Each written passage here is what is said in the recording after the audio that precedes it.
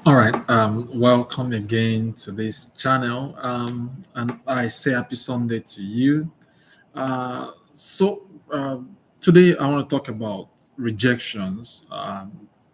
It's no news that there are very many people who have been rejected from different scholarships that they have applied for. Many applied to so many different scholarships, they were rejected. Many applied to different schools, they were rejected. So it's no news. I mean, I receive those messages regularly, and people ask, "What should I do?"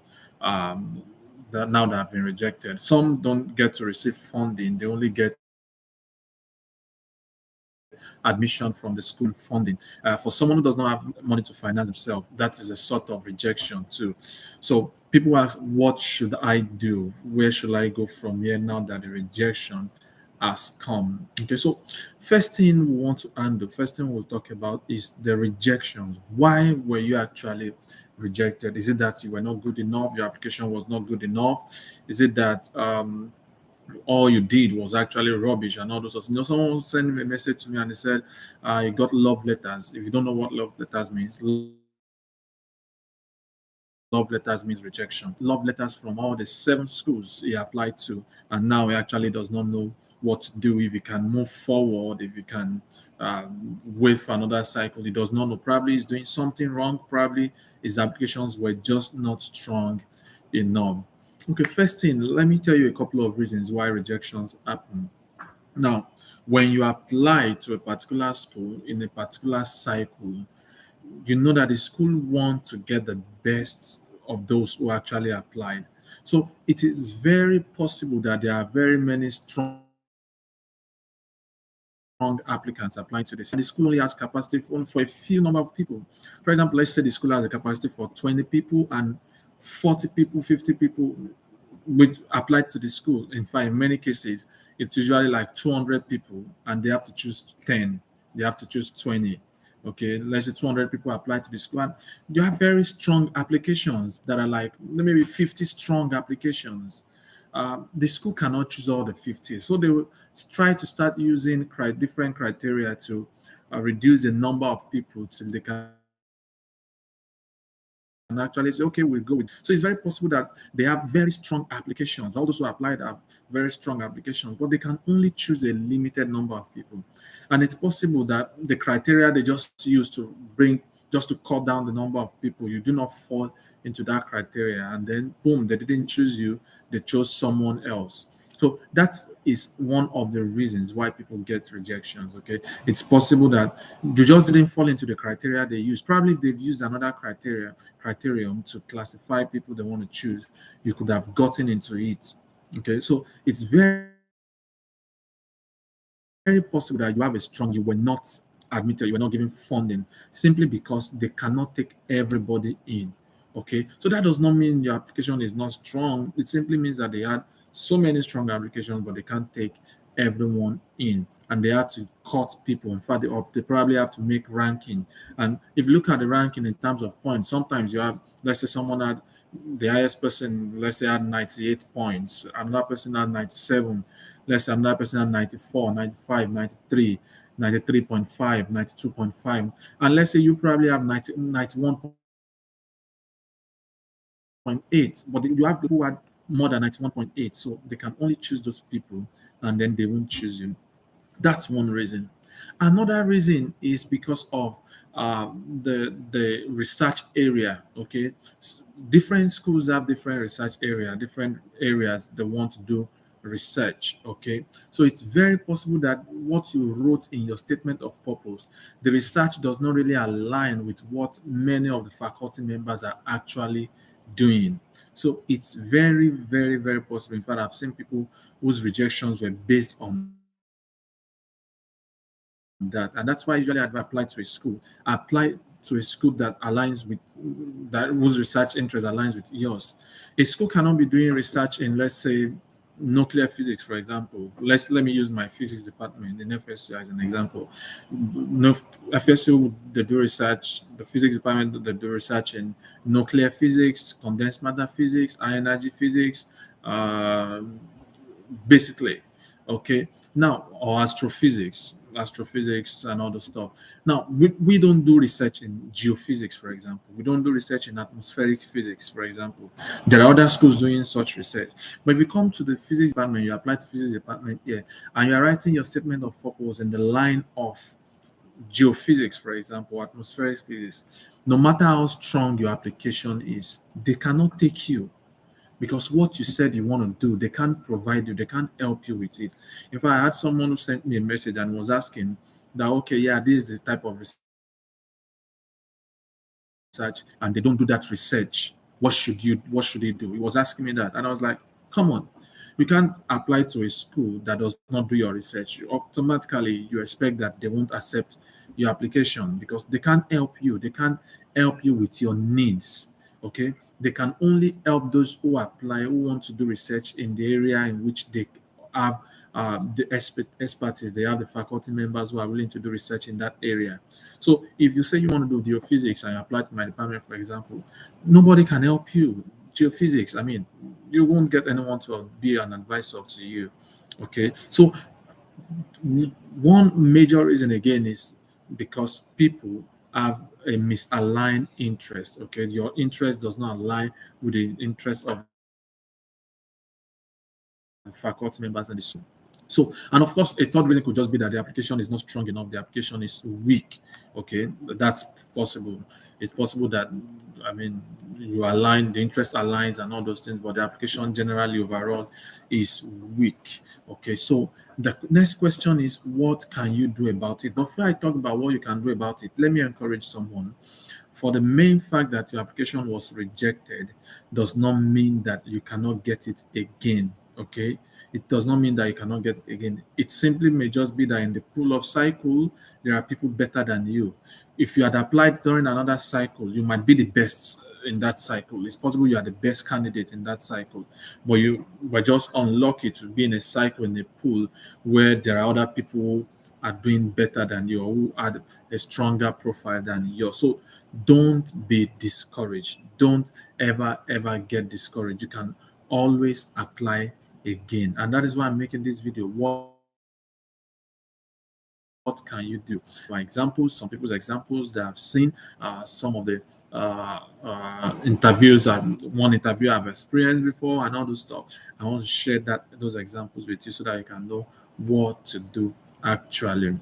Okay, so the easiest one to solve is the misaligned interest. Okay, so if you have written a research statement of purpose in a research area and you are focusing it towards a research direction or research area that the school does not cover, automatically rejection. So what should you do in your next application? Make sure you make research about the schools you are applying to, and tailor your research, I mean your statement of purpose towards the research being carried out in that school.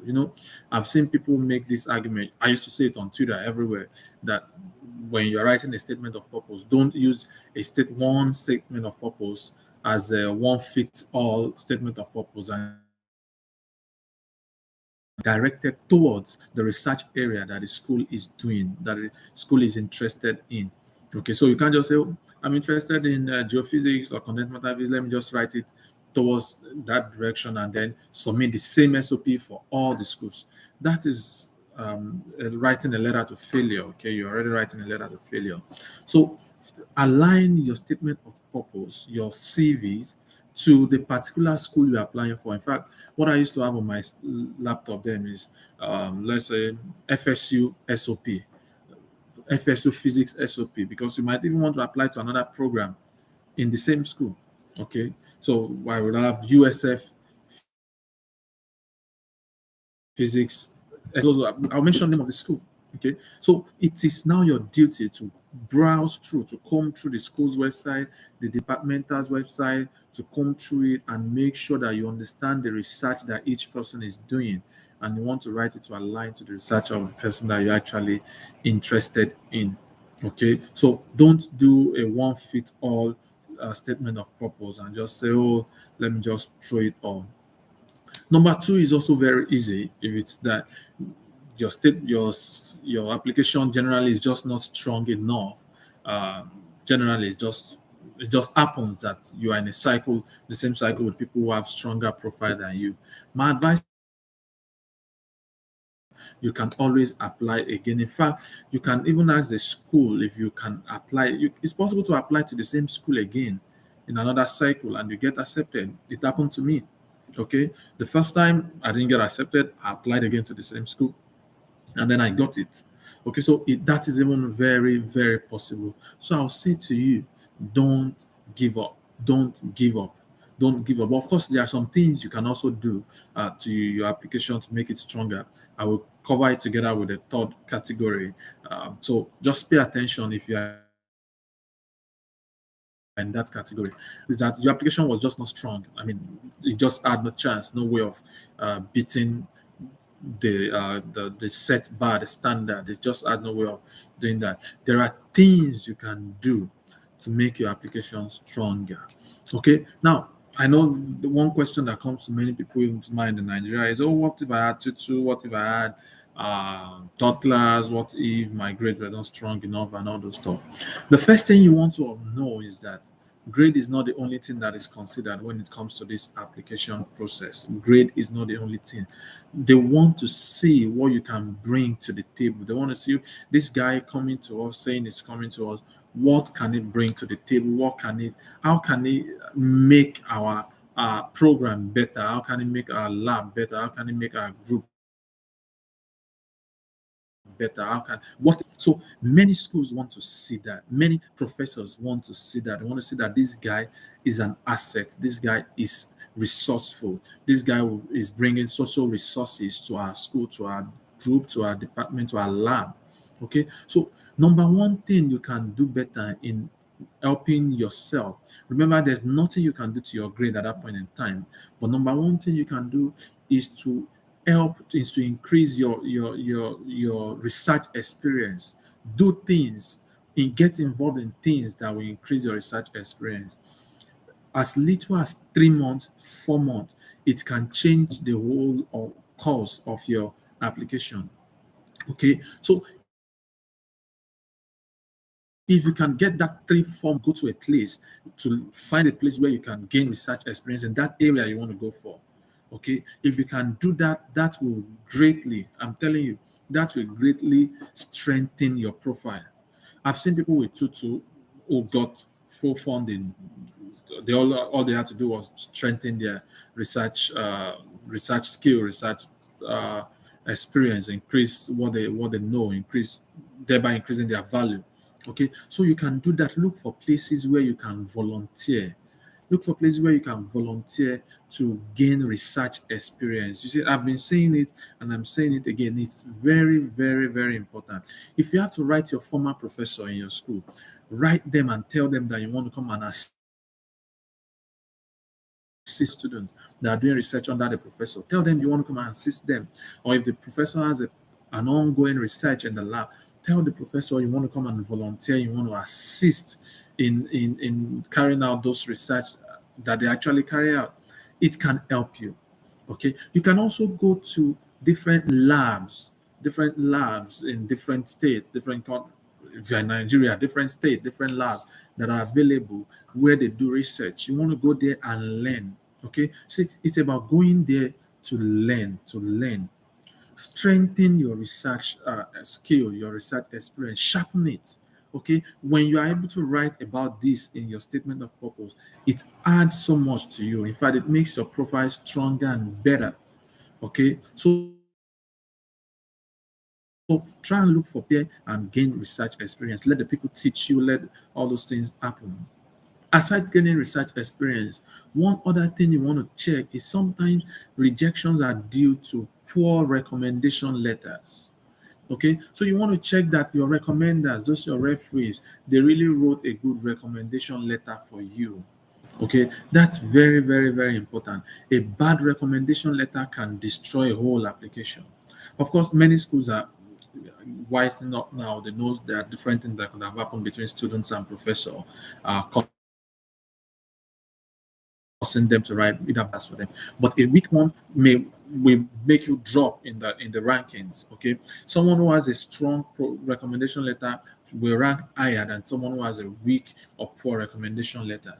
Okay, so in fact, that's one of the things that volunteering will do for you. You have more people to write recommendation letter for you. I've seen people come to me with the question of I'm applying to 10 schools. If I apply to 10 schools, how do I cope with recommendation letters? And I have just two professors writing for me or three professors writing for me.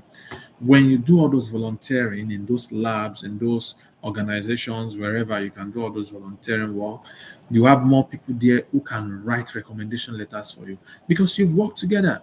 So they can attest to your strength, they can attest to your competence, they can attest to what you can do in that field, in that area. So that's very, very possible. So you need sometimes we need to change those who wrote recommendation letters for you.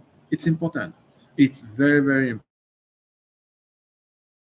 important. And of course, professors, they are still the best people to go to, your lecturers and all those stuff. Sometimes many of them are busy. They will ask you to draft the recommendation letter and bring it to them. We have shared samples of recommendation letters. I've shared samples of recommendation letters. I think on YouTube and on Twitter.